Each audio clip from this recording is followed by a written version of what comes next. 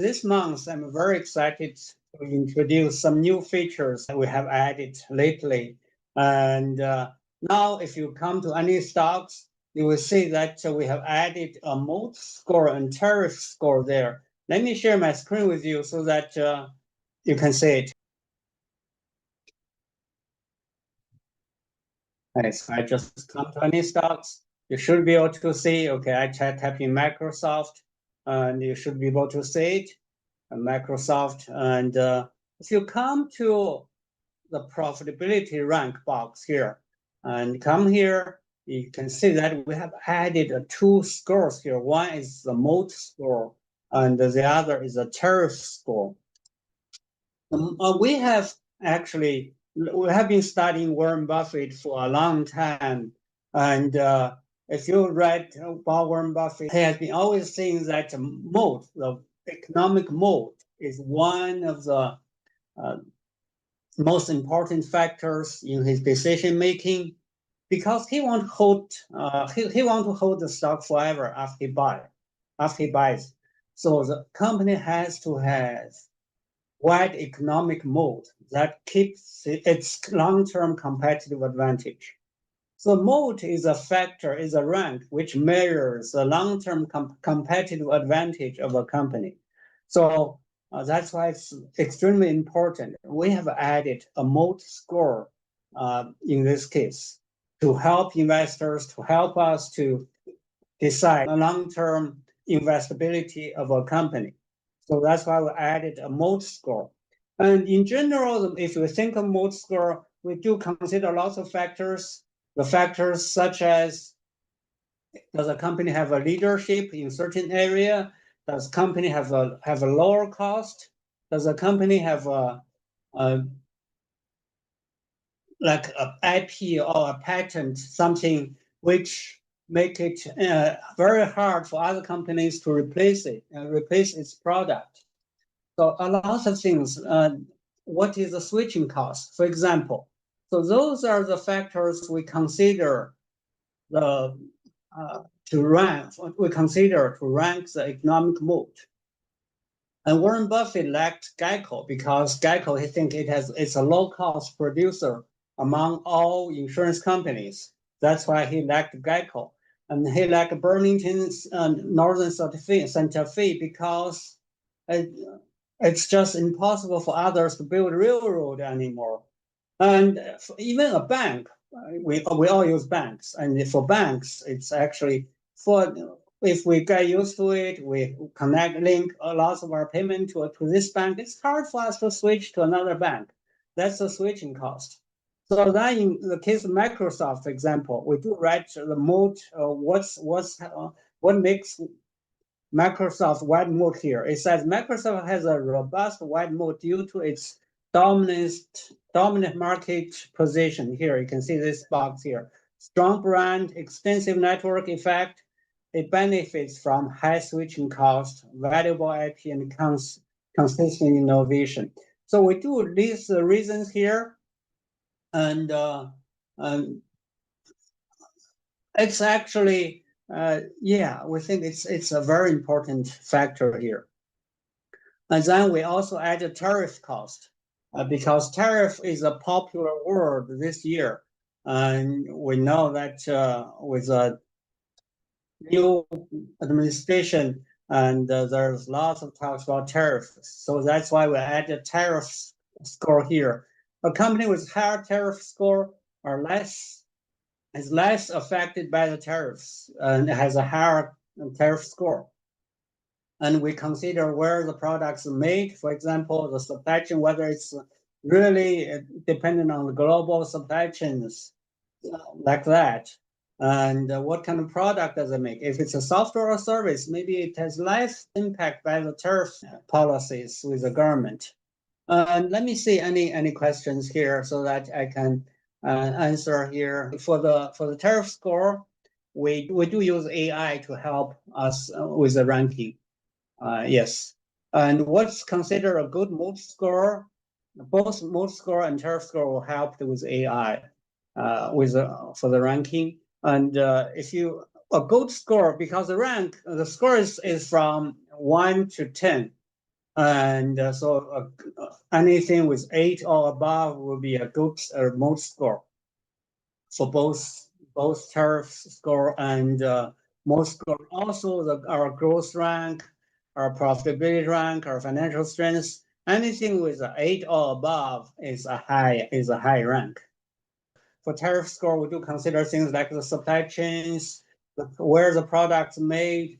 Those are the important things that can be impacted by tariffs. Even Tesla, for example, 20%, maybe around 20% of their parts are made from not in the US, but in other countries. So they are affected by the tariffs. And let's go to Tesla, for example. What kind of scores we get? We can take a look here. And Tesla has a tariff score of 4, which is not good because Tesla is more impacted by the tariffs. And let's check another company. For example, Ford. Ford is actually ranked slightly higher for tariff scores. If we think other companies like a consumer product, Church and Dwight, that's a company I owned for many years, and that has tariff score of 5. And all of this can be filtered because they are also added in the all-in-one screener. And they're also added all-in-one screener. You can filter for companies with high Moat score and companies with high tariff score. For example, how we added this. If you don't know where to find it, you can always search in the search box. For example, Moat score, I just search Moat here. Yeah, it's highlighted here. And I want company with at least 8, with a score of 8. And for Moat score, and also the tariff score. It's called actually tariff resilience score. I also want a company with tariff score of 8. And here, and you can see that the companies with the results are already here. And I can see Berkshire Hathaway is here, Google, Meta, Amazon here, Visa, MasterCard are here. And we do list the exact reason why it's ranked this way at here. When for example, Amazon has a Moat score, very wide Moat score of 9. It says Amazon has a dominant market position with strong network effect, significant customer loyalty, and economies of scale. So that's why it has a wide Moat score. And also about tariff. Amazon's vast global supply chain and logistics network provides flexibility to mitigate the tariff impacts. Its strong pricing power and ability to shape suppliers enhances the resilience. So that's you can read this and at least the reasons. And I hope that it helps you. And I wonder, I'm asking why Berkshire is the only company with a Moat score of 10. That's a very good question. Actually, I don't know either. It's we use the same rank algorithm, and Berkshire came out with the highest Moat score, and I was wondering that too. But I don't think there's a huge difference between 10 and 9 in terms of Moat scores. Berkshire also has a pretty good tariff score because we know that most of Berkshire businesses are in the US.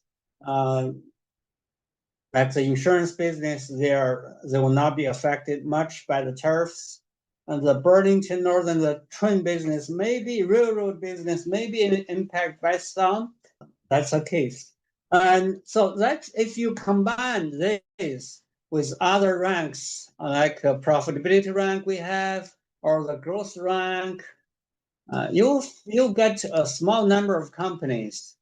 You've got a very small number of companies that, so we got 46 companies here. I want a high rank for both profitability and growth. We got 46 companies. You can see that most are very familiar names, and they're good companies. They're all good companies. If I show them show you the chart, the chart. You can see that their business is yearly consistent, very consistent, and their profit margin are yearly high. And then you can see that the growth is also quite consistent in this case. That can be a very good list of stocks that you can invest if you want to invest in high quality companies.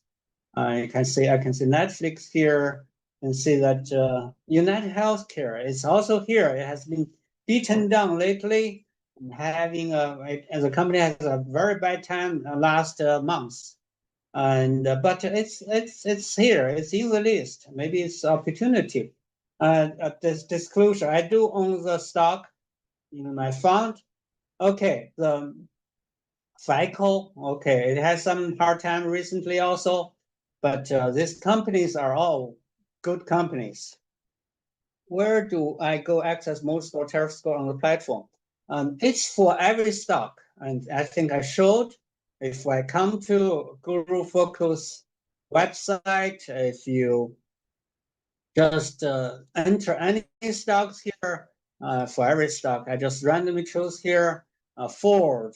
And it's in the profitability rank box. It's here, Moat score and Tariff score. It's in the, at the bottom of the profitability rank. It's here. And we will add links to these scores to explain to you how they're ranked in details. So we're still in the process of adding it, so it's not released yet, but we'll have the page ready and it will be added.